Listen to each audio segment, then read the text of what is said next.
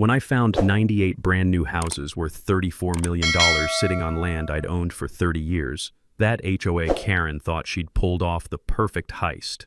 Too bad she just handed me the deed to her entire subdivision. Picture coming home to discover an entire neighborhood where your cattle used to graze. Families unpacking U-Hauls, kids chalking driveways, all on your property without permission. Victoria Ashworth had the audacity to serve me with a restraining order, claiming I was threatening families with surveying equipment. This woman stole my land, then painted me as the dangerous neighbor terrorizing innocent children. What she didn't know? My grandfather's 1924 contract means every house she built automatically became mine the moment they poured the first foundation. Soon she'd learn why you never steal from a land surveyor who's been documenting property theft for 40 years, especially when federal law is on your side. Before we dive in, what would you do if someone built 98 houses on your land? Drop your revenge fantasies below and tell me where you're watching from. My name's Ezekiel Thornfield. Friends call me Zeke, and I'm what you might call old-school Tennessee stubborn. At 67, I've spent 40 years as a land surveyor, walking property lines and settling boundary disputes across 3 counties. My grandfather left me 847 acres of prime rolling hills back in '94, along with a piece of advice. Boy, never trust a man who measures land without getting his boots muddy. The morning mist here in Millbrook County carries the sweet scent of honeysuckle mixed with diesel exhaust from the interstate. That's progress creeping into farm country, I suppose. Every dawn, I'd walk my fence lines with black coffee, listening to gravel crunch under my boots while checking for storm damage. The metallic taste of well water and the earthy smell of cattle reminded me this was real farming, not the suburban fantasy taking over Tennessee. My late wife Martha used to say I kept property records like other men collect baseball cards, obsessively and with pride that borders on insanity. When she passed 5 years ago, our 2 kids moved off to chase city dreams in Portland and Atlanta. Can't blame them for wanting more excitement than watching grass grow, but it left me rattling around a 1952 farmhouse with just my heritage cattle and memories. Enter Victoria Ashworth. Call me Vicky. The kind of woman who treats a clipboard like a nuclear weapon and speaks in passive-aggressive corporate speak that could make Gandhi throw punches. At 52, she's mastered that suburban HOA president look, blonde highlights fresh from the salon, white Lexus SUV detailed weekly, and the dead-eyed smile of someone who's reported neighbors for having the wrong shade of mailbox. Vicky's married to Brad Ashworth, our town councilman, which around Sweetwater Springs means she thinks she's royalty. For 8 years, she had been circling my property like a buzzard, sending intermediaries with insulting offers for my unused pasture land. The smell of desperation was stronger than her department store perfume every time she showed up uninvited with another generous proposal. The real trouble started when I returned from a 3-week visit helping my daughter Sarah through a messy divorce in Oregon. I'd been looking forward to getting back to my quiet routine, coffee at sunrise, checking cattle, maybe fixing fence posts if I felt ambitious. You know, the kind of retirement that doesn't involve conference calls or HOA drama. But driving up my gravel driveway, something felt wrong. Instead of cattle lowing and meadowlarks singing, I heard the suburban symphony of lawnmowers humming and children shrieking, sounds that had no business being on my back 40 acres. I grabbed my surveying equipment and headed toward the noise, figuring maybe some kids were trespassing or a family had broken down near my property line. Walking through my pasture, the air carried unfamiliar scents of fresh asphalt and new lumber instead of wildflowers and creek water. What I found made my coffee mug slip from my hands and explode against a limestone rock. 98 pristine houses spread across my land like a suburban infection. Manicured lawns where my Angus cattle used to graze. A decorative stone entrance reading Heritage Meadows Estates, in script fancier than a wedding invitation. Families unpacking U-Hauls. Kids drawing chalk masterpieces on driveways. Golden retrievers chasing tennis balls. The whole American dream package built on every acre of my back pasture. I stood there gawking like a tourist, wondering if I'd somehow driven to the wrong county. But there was my grandfather's oak tree with Martha's initials carved in the bark. There was Willow Creek where I'd learned to fish. This was definitely my land, but somebody had turned it into suburbia without bothering to ask permission. That's when Vicky materialized in a golf cart wearing an official HOA badge, rolling toward me like she owned the place. Which, judging by her smug expression, she absolutely believed she did. "Excuse me, sir," she announced in that syrupy tone that immediately made my jaw clench. "This is private property. Heritage Meadows is a gated community for residents and invited guests only. I looked around at my trees, my creek, the land where my grandfather taught me to respect property boundaries, and realized I was about to get a masterclass in small-town corruption. "Ma'am," I said, keeping my voice steady despite wanting to explode, "I think there's been some kind of mistake. This is my property. Has been since 1994. Vicky's laugh sounded like fingernails on a chalkboard. "Oh, honey, I'm afraid you're confused. The Heritage Meadows development was purchased legally from Millbrook Development Corporation 2 years ago." She pulled out a folder thick enough to choke a horse, flipping through pages with the confidence of someone who'd never been challenged. "See? Right here, 847 acres purchased for fair market value. I'm sure this is just a surveying error on your part." The condescension in her voice made my blood pressure spike, but 40 years of dealing with property disputes taught me to document everything and stay calm when someone's trying to rob you blind. "Mind if I see those documents?" "I'm not legally required to share private HOA business with trespassers," she sniffed, clutching that folder like it contained nuclear launch codes. "But I'll tell you what, I'm feeling generous today. These families have children starting school in 2 weeks. Surely we can work out some arrangement that doesn't disrupt their lives." That's when I knew this wasn't a mistake. This was a con job wrapped in suburban righteousness. 3 days later, Deputy Mike Ashworth knocked on my door with papers and a smirk that told me everything about getting fair treatment in this county. The restraining order claimed I'd trespassed on Heritage Meadows property and threatened residents with surveying equipment in a menacing manner. Apparently, carrying a measuring tape now qualified as brandishing a weapon. The order prohibited me from entering my own back 40, and Mike made sure to mention that violation meant jail time. Vicky wasn't done flexing her suburban warfare muscles. Within a week, every Heritage Meadows resident received a letter about the unstable former landowner who posed a potential safety risk to families and children. She organized a neighborhood safety committee that patrolled my property line with the dedication of border guards, snapping photos of me feeding my own cattle like I was running a meth lab. The social media assault came next. Vicky posted side-by-side photos on the Sweetwater Springs Facebook group, my weathered farmhouse versus the pristine subdivision, claiming my unkempt property was attracting vermin and lowering property values. The comment section exploded into digital warfare between locals who knew my family and newcomers who bought Vicky's performance hook, line, and sinker. But here's where 40 years of surveying experience pays dividends. While Vicky was busy playing victim online, I drove to the county courthouse and started pulling records. The filing fee for that supposed property transfer caught my eye immediately, $50 measly. Back in my early days surveying, I learned that Tennessee requires big property transfers to have notarized affidavits with multiple witnesses and filing fees that match the transaction size. This smelled fishier than week-old catfish. The real smoking gun was the notary stamp. Eleanor Hutchins had handled real estate closings for 3 decades, sweet old lady who made the best peach cobbler in the county. Problem was, Eleanor died 6 months before she allegedly notarized my property transfer. Unless she was signing documents from the great beyond, somebody had forged her stamp. I called my old surveyor buddy Clarence Bulldog McKenzie, who's forgotten more about property law than most lawyers ever learn. Bulldog spent 2 days with his GPS equipment walking every inch of my boundaries, spitting tobacco juice, and muttering about amateur hour fraud attempts. "Zeke," he finally said, "your property lines are accurate within 6 inches. That whole subdivision is sitting on your land like fleas on a hound dog." While I was building my case, Vicky escalated to psychological warfare. Sentinel Security Services started patrolling Heritage Meadows in golf carts with radio headsets, like my Angus cattle posed a terrorist threat. Then came the state licensing board complaint, claiming I was mentally declining and dangerous to public safety. Her evidence? Insisting on accessing my own property. The county piled on by threatening to condemn my farmhouse as a public nuisance. Apparently, 70 years of honest wear made my home an eyesore compared to the cookie-cutter McMansions squatting on my pasture. That evening, checking my fence line in the dying light, I noticed something that made my skin crawl. Security cameras hidden in my oak trees with cables snaking back toward Heritage Meadows. The acrid smell of electrical connections and fresh-cut plastic told the story. They'd been tapping into my power meter to run surveillance equipment.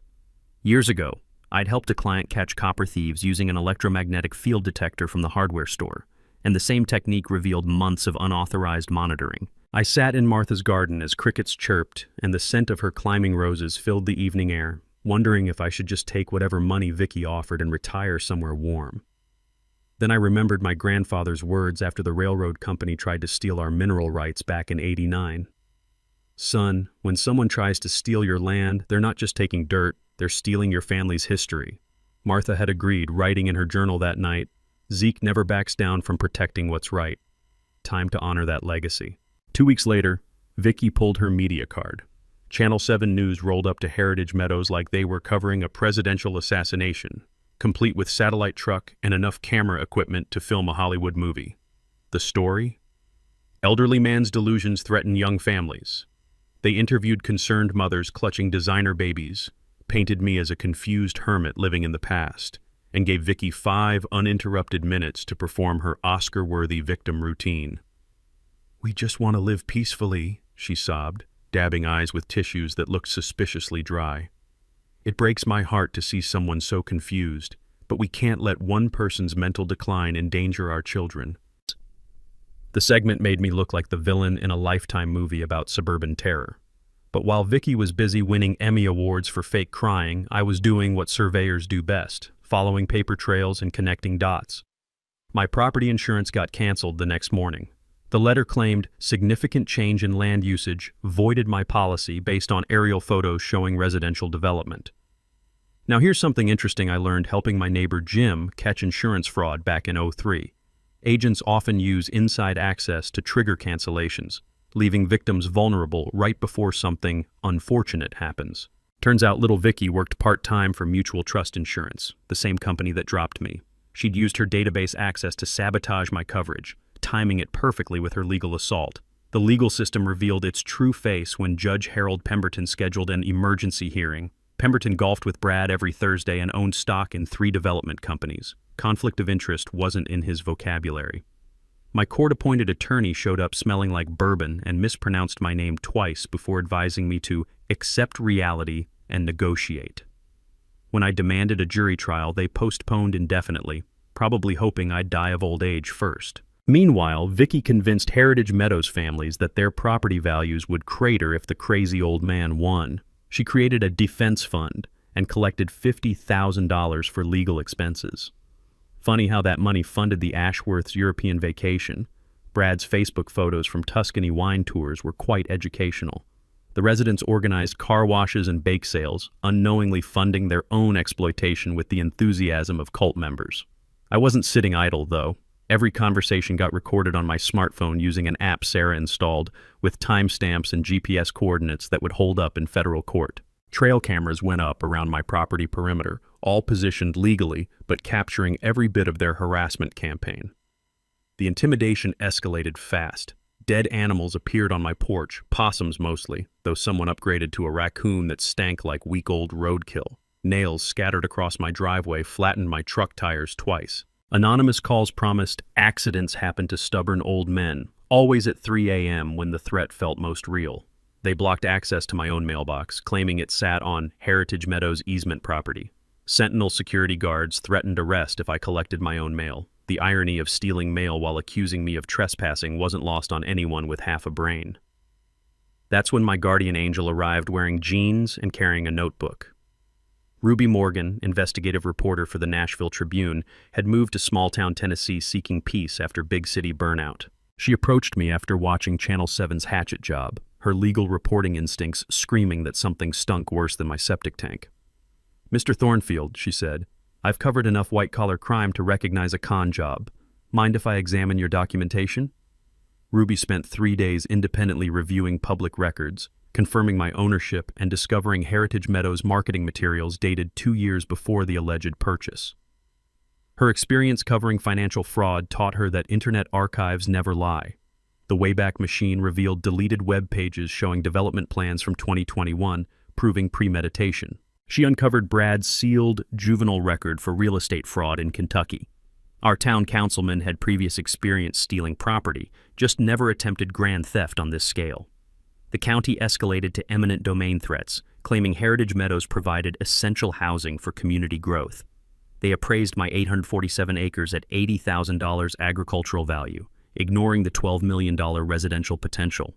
Classic government theft: steal property for pennies, hand it to developer cronies for millions. My water well got contaminated overnight, cattle started showing poisoning symptoms traced to Heritage Meadows storm drain runoff. The subdivision violated environmental regulations, leaching toxic construction materials into groundwater feeding my well and Willow Creek. Stress finally caught up with me. Hospital admission for chest pains, doctors recommending conflict reduction and assisted living. That's when Vicky revealed her true nature, visiting with crocodile tears and a $200,000 settlement offer. "Zeke," she whispered, leaning over my hospital bed like a vulture, "this could all disappear tomorrow. Think about your family. Is dirt really worth dying over?" Lying there with heart monitors beeping, antiseptic smell burning my nostrils, and IV needles pricking my arm, I realized this transcended property disputes. This was about stopping criminals who'd victimized an entire community while hiding behind suburban respectability. Time to fight back. Getting out of that hospital bed felt like waking up from a nightmare into a war zone. While I'd been playing invalid, Vicky and Brad had been busy cementing their theft with political maneuvering slick enough to make Vegas con artists jealous.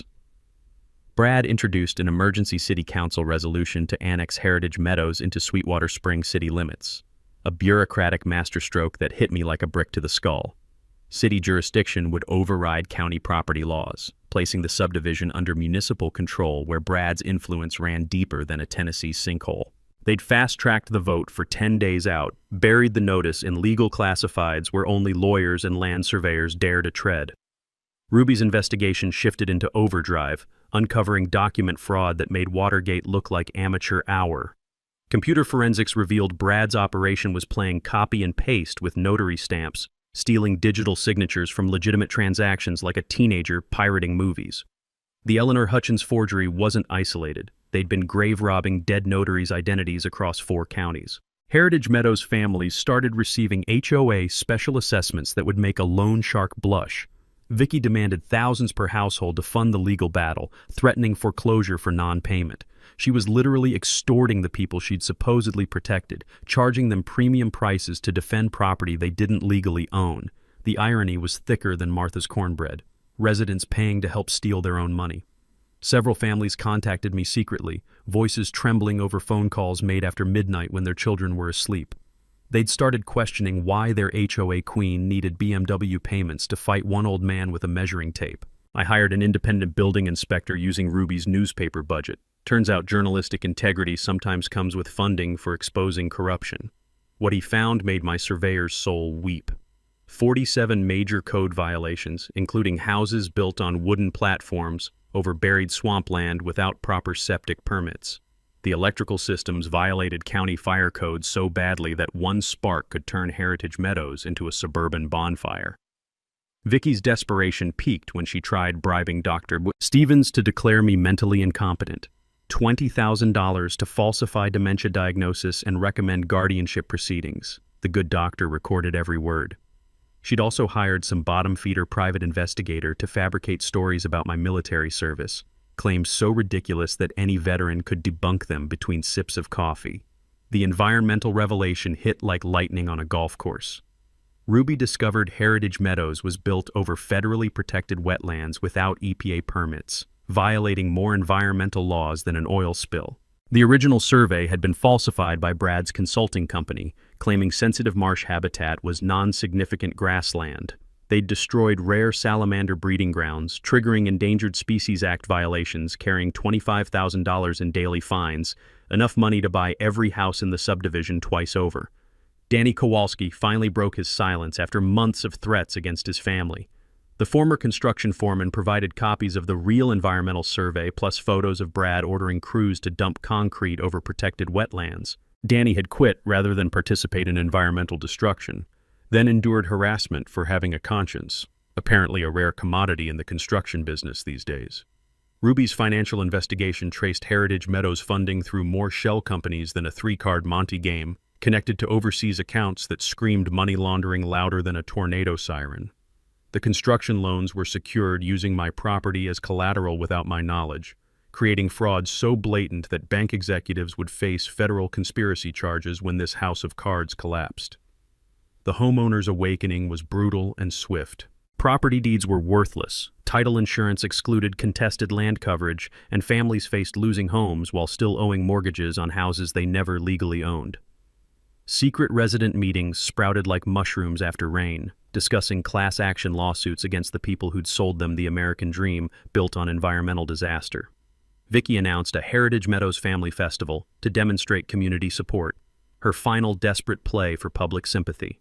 Politicians, law enforcement, and media were invited to witness how normal families were being terrorized by one disturbed neighbor. She'd scheduled the festival for the same day as the city council annexation vote, planning to pressure politicians with images of children enjoying bounce houses while the crazy old farmer tried to steal their homes. But two can play the timing game. Ruby coordinated federal EPA inspectors to schedule their wetlands investigation for Festival Day. Danny agreed to testify about environmental cover-ups. I'd compiled evidence packages showing the full fraud scope, including my grandfather's 1924 railroad contracts that these amateurs never researched. The stage was set for a showdown that would expose 2 decades of corruption in front of half the county. The sweet smell of barbecue smoke and cotton candy would soon mix with the acrid stench of burning lies. Vicky thought she was orchestrating a public relations victory to cement her theft. Instead, she was about to learn why you never steal from a man who documents every square inch of dirt in 3 counties. Festival Day was coming, and I planned to give Heritage Meadows a celebration they'd never forget. Ruby's phone call at 6 a.m. 3 days before the festival changed everything. "Zeke, get down to the courthouse basement right now. I found something that's going to blow this case apart like dynamite in a henhouse." I drove through morning fog, thick as Martha's gravy, my heart hammering harder than a teenager's first date. Ruby met me at the courthouse back entrance, wild-haired and clutching coffee-stained papers like she'd discovered the Holy Grail buried under decades of bureaucratic dust.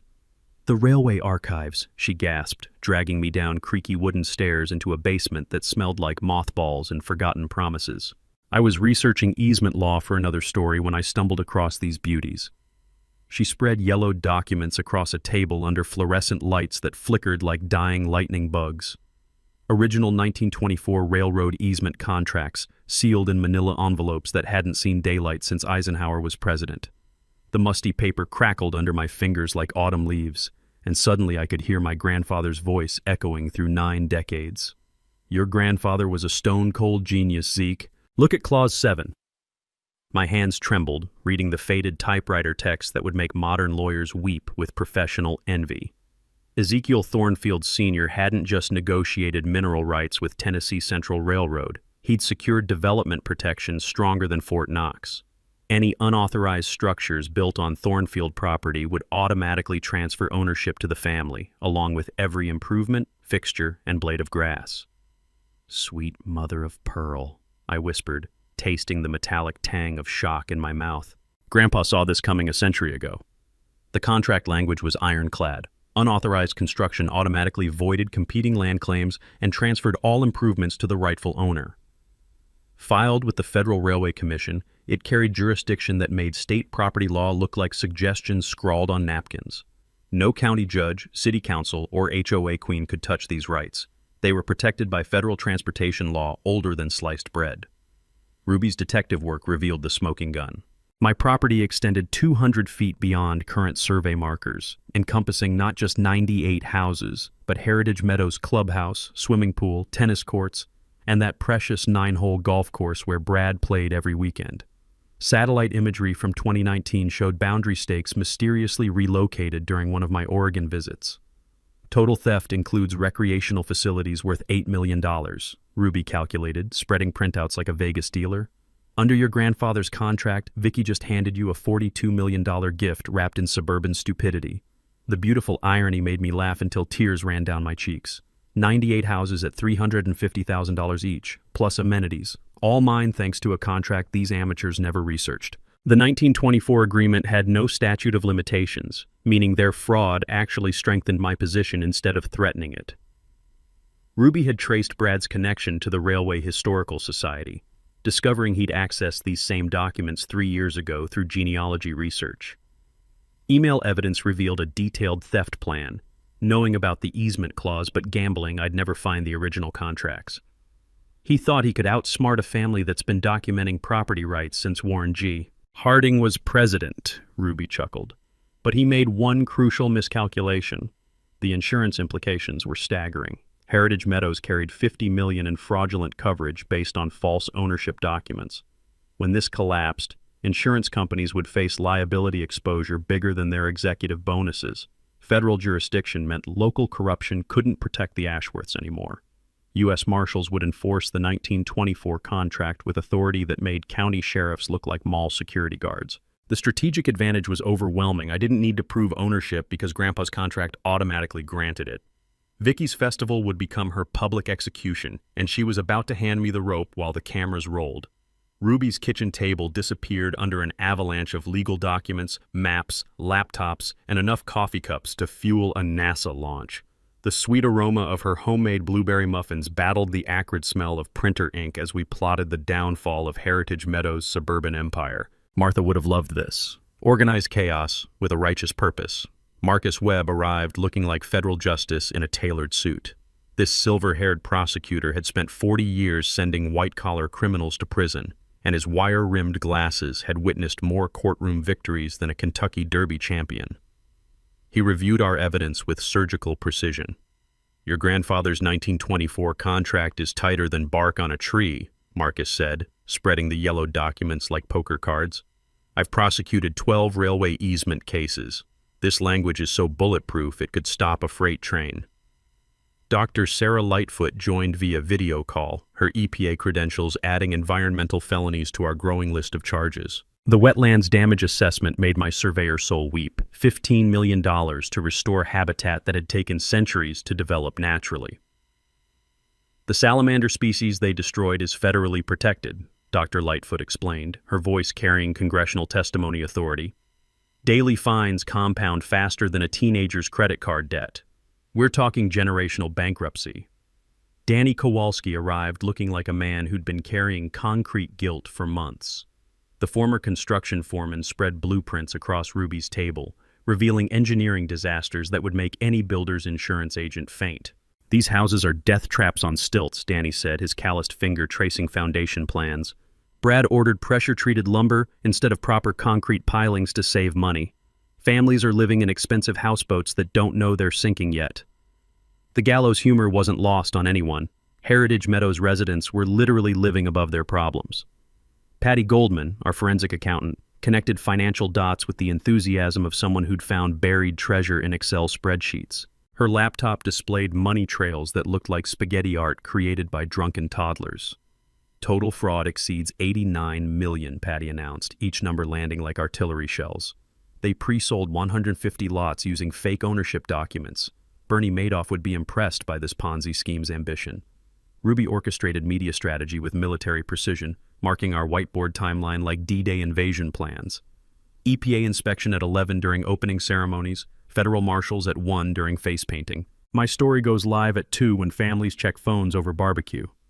The coordination impressed even my surveyor's love of detailed planning.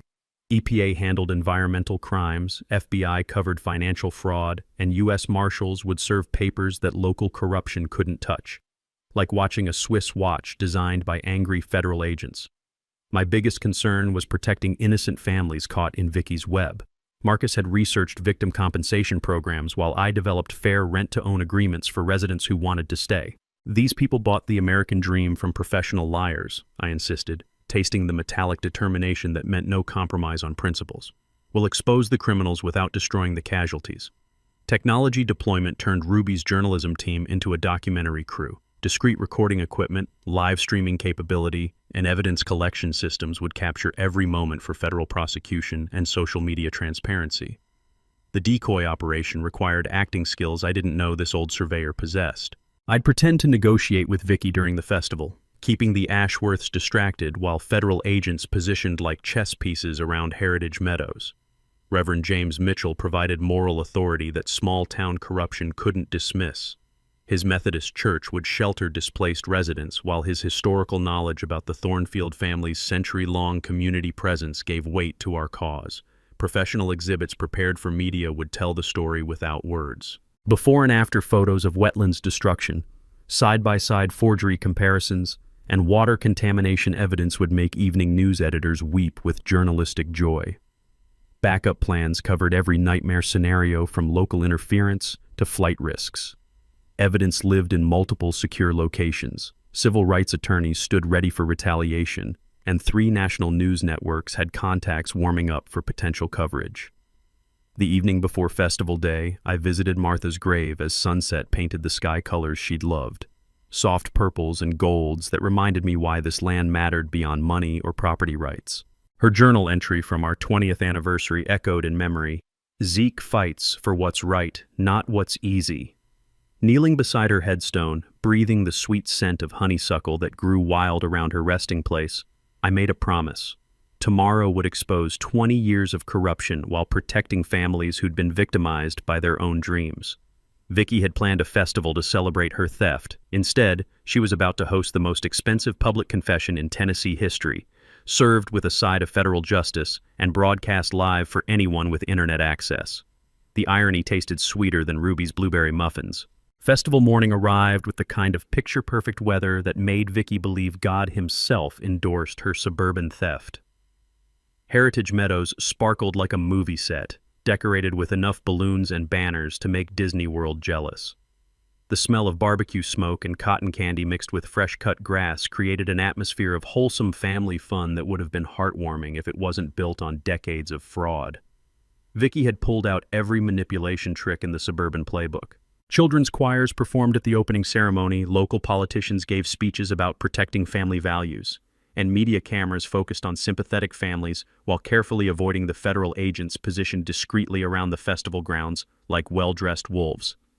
The night before, someone had cut my internet and phone lines, amateur hour intimidation that made me laugh harder than a Three Stooges marathon.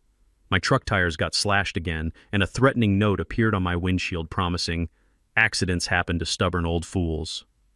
Ruby's car got vandalized with spray paint reading "Media Lies" in letters that looked like a kindergartner's first attempt at rebellion. Brad had called an emergency city council meeting for Saturday morning, pushing the Heritage Meadows annexation vote with the desperation of a used car salesman on the last day of the month. 3 council members received anonymous $10,000 donations the day before. Ruby's cameras caught the cash handoffs in parking lots like some low-budget spy movie. My bank accounts got frozen Friday afternoon, supposedly due to suspicious activity and money laundering investigation. The bank manager, Brad's brother-in-law, refused to explain specifics beyond bureaucratic double talk that would make a tax attorney proud. Suddenly, I couldn't access funds for legal fees or groceries, financial warfare designed to force surrender through starvation. Vicky cranked up the family manipulation, telling residents I planned to bulldoze houses immediately after winning, leaving children homeless before school started. She created fake social media profiles spreading rumors about my mental health with the dedication of a teenage cyberbully. Heritage Meadows parents organized protective patrols around the subdivision, like their children faced invasion from one old man with surveying equipment. The construction evidence destruction began overnight. Crews arrived with truckloads of clean soil to cover contaminated areas, attempting to hide environmental violations before EPA inspection. Danny documented the cover-up with hidden cameras, capturing federal obstruction of justice that carried 5-year prison sentences. Brad contacted state environmental officials claiming Ruby's investigation was fake news, arranging for a friendly local TV station to interview concerned residents about media harassment. Social media bots flooded Heritage Meadows posts with supportive comments that read like they were written by the same person using a thesaurus. Vicky hired Nashville's most aggressive law firm, filing a $50 million defamation suit against Ruby and her newspaper. They demanded retraction of all fraud stories and attempted to get injunctions blocking festival day coverage, basically trying to win through legal intimidation what they couldn't accomplish through actual innocence. Someone tipped off EPA inspectors about security threats at the festival, filing anonymous complaints about federal overreach and bureaucratic harassment of working families. Brad's political connections pressured EPA to delay investigation, playing jurisdictional games that would make constitutional lawyers weep. The community split down the middle like a badly designed subdivision. Longtime residents chose sides based on decades-old grudges, local businesses faced boycott threats for supporting either party, and the Chamber of Commerce divided faster than divorce proceedings. Private security increased around Heritage Meadows, with guards following Ruby while she worked, unmarked cars parked outside my property overnight, and harassment campaigns that included construction noise starting at 6 every morning. The smell of diesel exhaust and dust became constant reminders that Vicky would destroy the peaceful countryside to protect her theft. Danny Kowalski received death threats complete with family photos marked with red X's, witness intimidation that crossed federal lines into terrorism territory. His employer got pressured to fire him for unreliable behavior, forcing FBI to place Danny in witness protection. Vicky's desperation reached pathetic levels when she contacted my adult children in Oregon and Georgia, claiming their father was having a mental breakdown and suggesting guardianship proceedings to protect his assets. She implied I was dishonoring Martha's memory by fighting for family land, psychological manipulation that would make cult leaders take notes. The insurance scam exposure came when Ruby discovered Heritage Meadows policies were printed on stolen letterhead from legitimate companies. Residents' homeowner insurance would be denied because the policies never existed, leaving families facing financial disaster without coverage. Brad filed emergency motions to halt federal investigation, court shopping for friendly judges, and claiming agencies lacked jurisdiction over local property disputes. He submitted dozens of procedural motions designed to delay and confuse, procedural warfare that made tax code look simple. Festival Day crystallized into the final battleground where truth would face suburban lies under bright Tennessee sunshine. Media crews arrived like cavalry reinforcements, federal agents positioned discreetly, and community tension reached breaking point. The sweet smell of funnel cakes and the innocent laughter of children would soon mix with the bitter taste of exposed corruption and federal justice served cold. Festival Day morning broke with the kind of oppressive humidity that makes Tennessee summers legendary and tempers shorter than a roadside firecracker. Heritage Meadows looked like Norman Rockwell's fever dream, red, white, and blue bunting draped over stolen land, children's laughter echoing across wetlands that had been murdered for suburban sprawl. Vicky orchestrated her final performance at the festival gazebo, staging a public settlement meeting with all the subtlety of a Broadway musical. She'd brought microphones, speakers, and an oversized cardboard check for $300,000, playing to cameras like she was accepting an Academy Award for Best Supporting Victim. "Ladies and gentlemen," she announced to the gathering crowd, dabbing her eyes with tissues that looked suspiciously dry, "I'm here to demonstrate how reasonable people can resolve conflicts without destroying families." The oversized check fluttered in the breeze like a surrender flag made of lies. I played my part in this theatrical farce, pretending to consider her offer while federal agents positioned around the festival like pieces on a chessboard. The smell of barbecue smoke and cotton candy couldn't mask the metallic taste of justice approaching faster than a summer thunderstorm.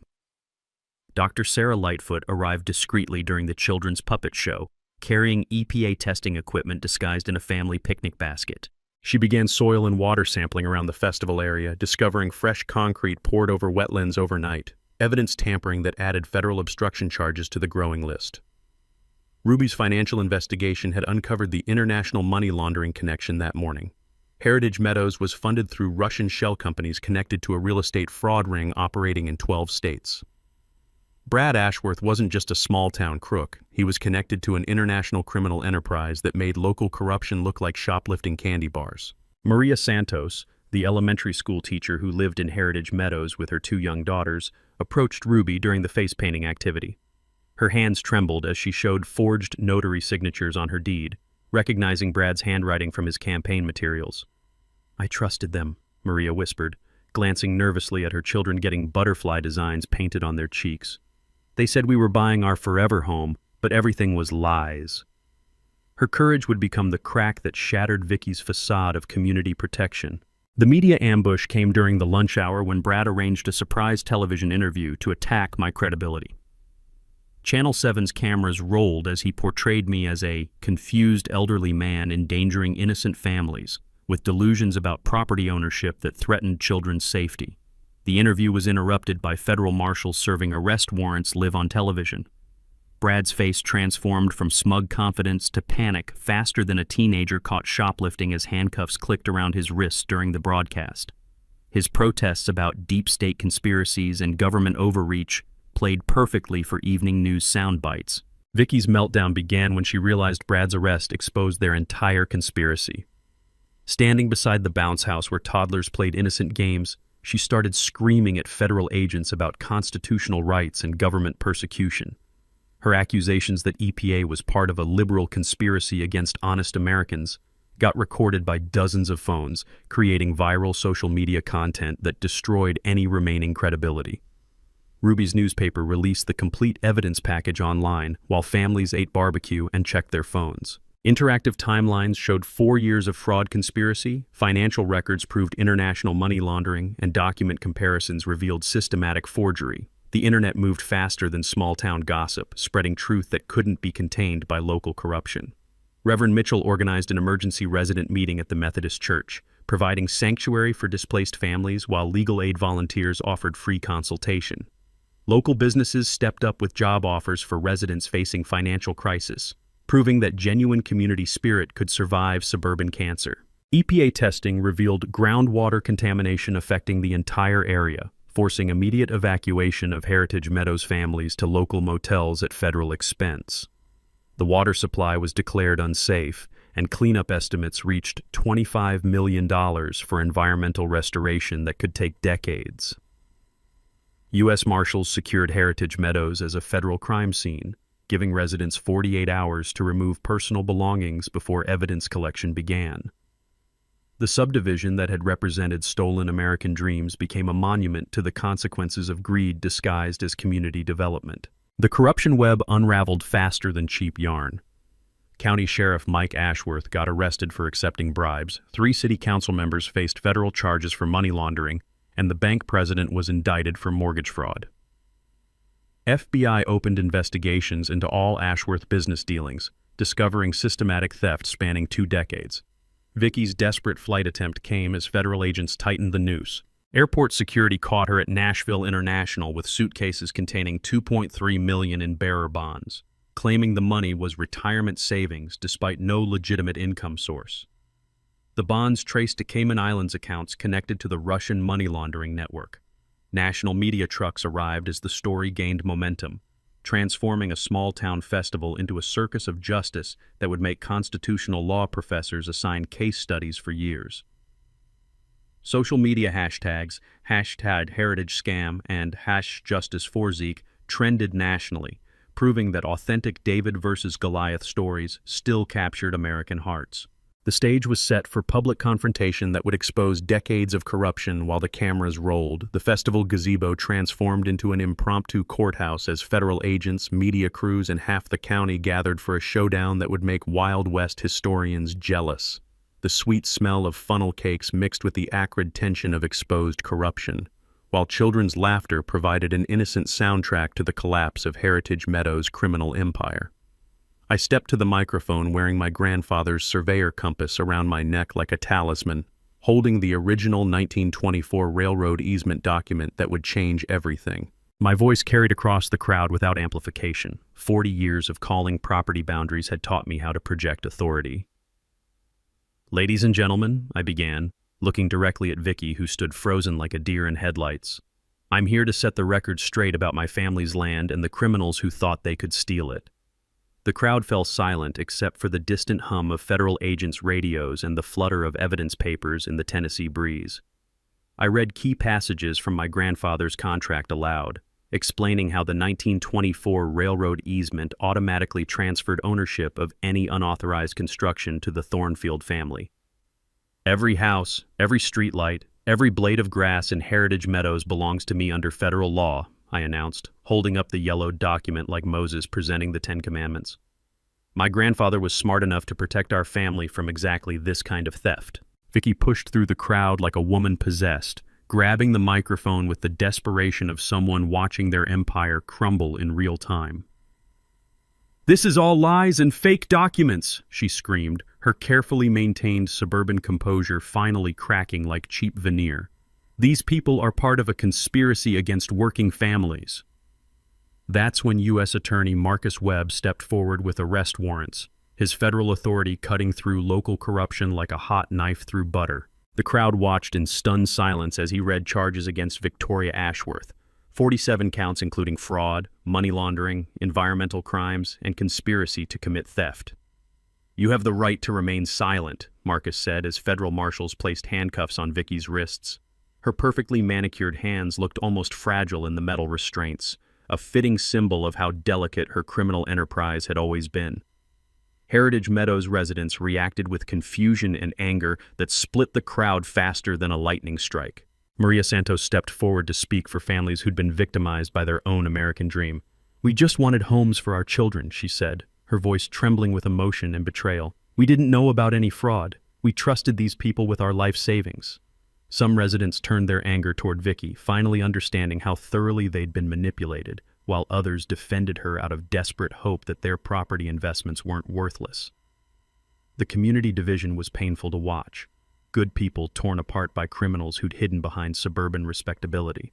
I took the microphone back, addressing the confused families with the compassion Martha had taught me. "You folks are victims too. This isn't your fault. We'll work together to make this right. I'm offering fair rent-to-own agreements for anyone who wants to stay while we sort out the legal mess." Dr. Sarah Lightfoot chose that moment to drop the environmental bombshell, presenting soil contamination findings that silenced even the most defensive residents. The subdivision was built over toxic waste from an old chemical plant, with groundwater contamination extending far beyond Heritage Meadows' boundaries.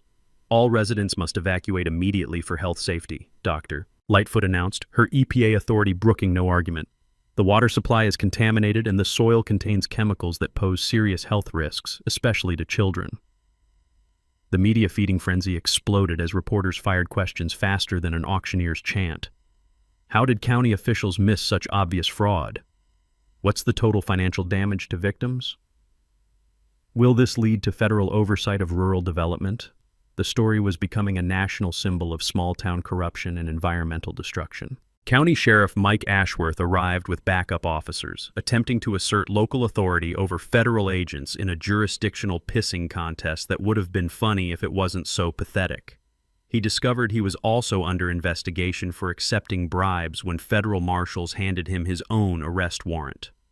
Ruby stepped forward to provide context for the gathered media, explaining how her investigation had uncovered a conspiracy spanning 4 years and multiple states. She credited Danny Kowalski's courage in exposing construction fraud and environmental cover-ups that endangered public health. The mic drop moment came when I pulled out my surveyor's measuring tape and walked to the property line, demonstrating exactly where Heritage Meadows sat on Thornfield land. "This tape measure doesn't lie, unlike some people," I said, looking directly at Vicky, who was being loaded into a federal transport vehicle.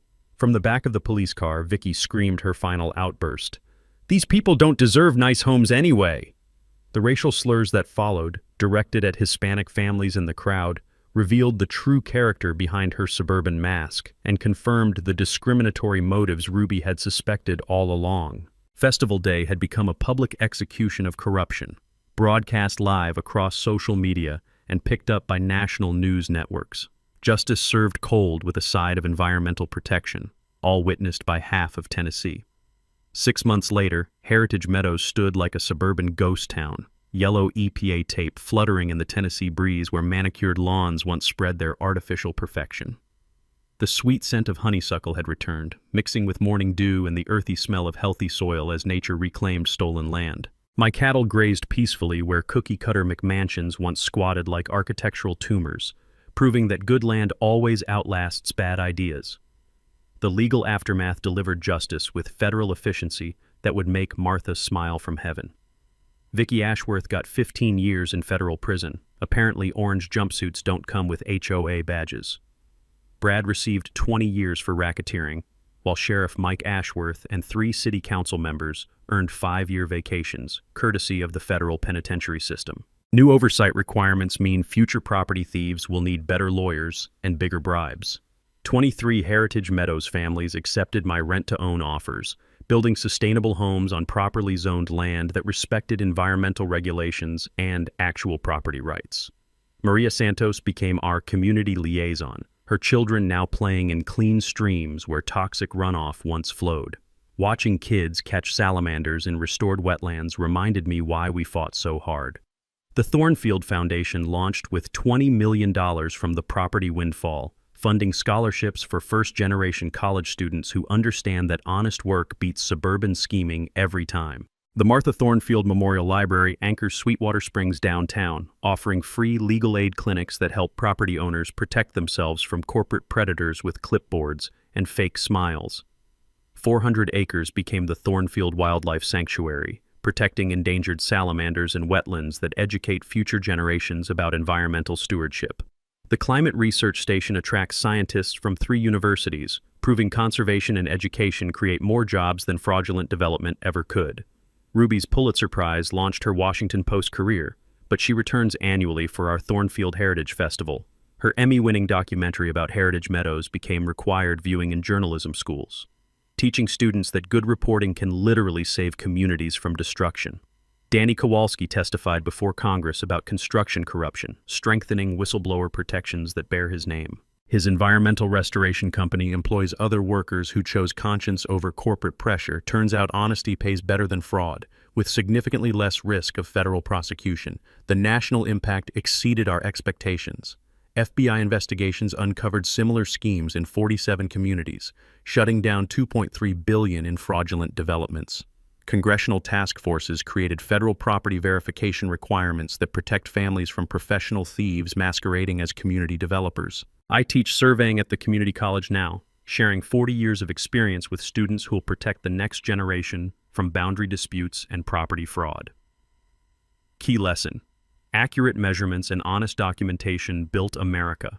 Everything else is just expensive decoration. Our annual Heritage Festival celebrates authentic local history with crafts, music, and storytelling that honor genuine community values.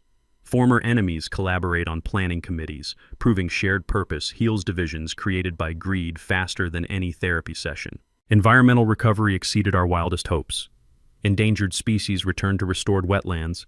Educational boardwalks allow school groups to study ecosystem recovery, and research data helps farmers adapt to climate change while protecting sensitive habitats. The metallic taste of morning mist over healthy wetlands beats suburban chlorine any day. Personal healing came like Tennessee sunrise, gradually, then suddenly, painting everything in colors Martha loved. I visit her grave each evening, reporting community progress and scholarship recipients who benefit from our stand against corruption. Her journal's final entry still guides me. Zeke fights for what's right, not what's easy. Here's what this taught me. Standing up for what's right often means standing alone initially, but honest documentation and principled allies attract good people to your cause. My grandfather understood that land represents responsibility to future generations who deserve better than environmental destruction disguised as progress. Property rights matter because they protect families from predators who exploit the American dream for profit. When someone tries to steal your land, they're stealing your family's history and your children's future. Have you battled HOA nightmares or property disputes? Share your story in the comments below. Your experience might provide the courage another family needs to fight back against professional thieves hiding behind community development. Together, we can expose fraud before it destroys more families. Subscribe to HOA Stories for more tales of ordinary people defeating extraordinary corruption. Your support helps us investigate small-town fraud, proving that justice prevails when honest folks unite against suburban schemes and environmental destruction. Thanks for watching HOA Stories. If this episode made you laugh or shake your head at HOA madness, hit that like button and drop your opinion below. We post HOA Karen chaos and neighborhood showdowns every week, so be sure to subscribe to catch the next unbelievable story.